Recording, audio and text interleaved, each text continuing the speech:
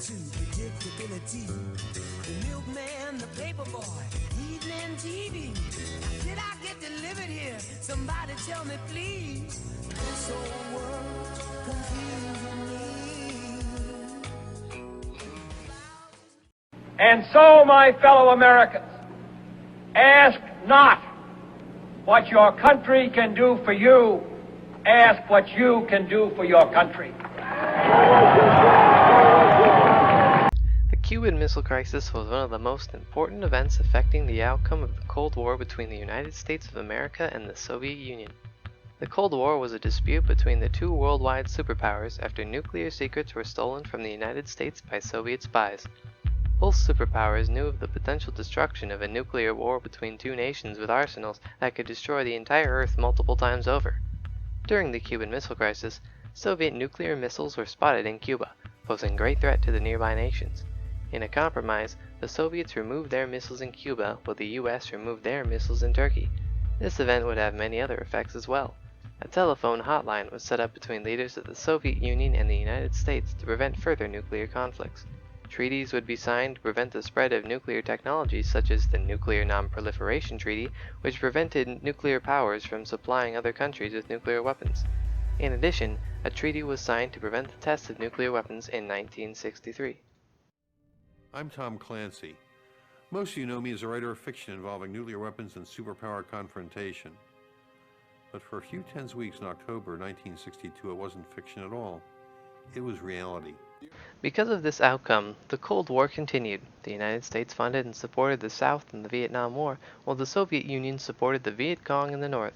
Communist PT boats attacked an American destroyer off the coast of Vietnam yesterday, and today President Johnson's response was hard and tough. Many other conflicts of this sort would play out until the fall of the Soviet Union in 1991. The United States would continue as a world superpower for the years following, with American culture being a must-have all throughout the world. But conflicts would still face the nation, such as the Iraqi conflict involving American forces investigating nuclear weapons in Iraq. This suspicion would come up dry for the United States, as no nuclear technology is discovered in Iraq. Free market economies are popular worldwide, with many countries adopting them. Capitalism is the popular economic system in the United States, but European nations become primarily socialist, with free market economies. The world is connected through a system known as the Internet, which is connected through portable devices or stations set up in the households of the citizens. The United States is often criticized for its global presence, being called the World Police. If only that's what had actually happened.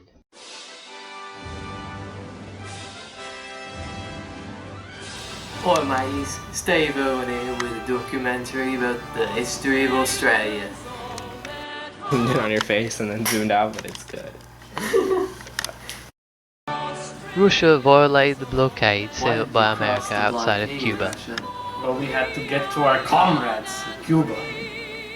The world before the Cuban Missile Crisis, you got USSR, you got United States, right? Then you got the Blockade. 1962 in October. You got Russia. Russia has boats and missiles, might I add, Cuba. And so Russia decides, I'm gonna cross the embargo. Blockade. I'm Russia. And then go into it, right? The United States gets really mad, and then they start launching all the missiles. Russia is getting mad at the United States, so they're launching the missiles. So this entire part's gone. Parts of Canada, Alaska, Greenland, and then USSR is completely obliterated. Plus parts of China is just gone. It's like insane, dude. It's like, and then you got places like the Southeast Asia, parts of Oceania. You know, you got South Africa that's not hit with radiation. Parts of West Africa. There's also Latin America, so it's pretty safe. Cuba's gone. It's just sunk the moment that the United States started launching the missiles. Just decided to become a landmass, you know? This is the world now. This is what we live in. So, yeah. This is us. Go us, yeah. Woo!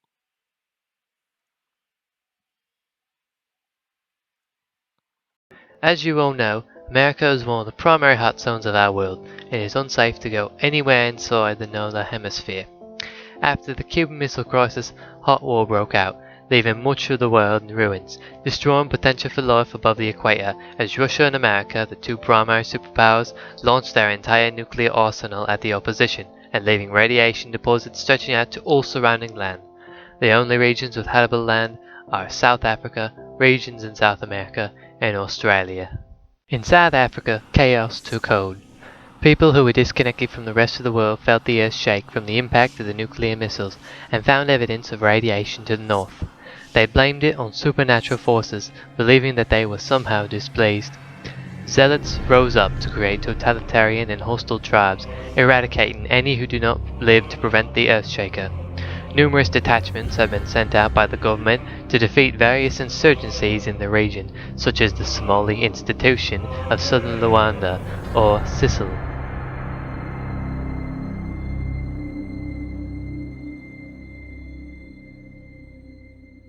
In the continent of Australia, fear is struck through the peoples, and they are initially split into multiple powers, leading to a 20-year power struggle ending with Liberal Democrat victory, uniting the warring states and creating the United States of Australia, or the USA.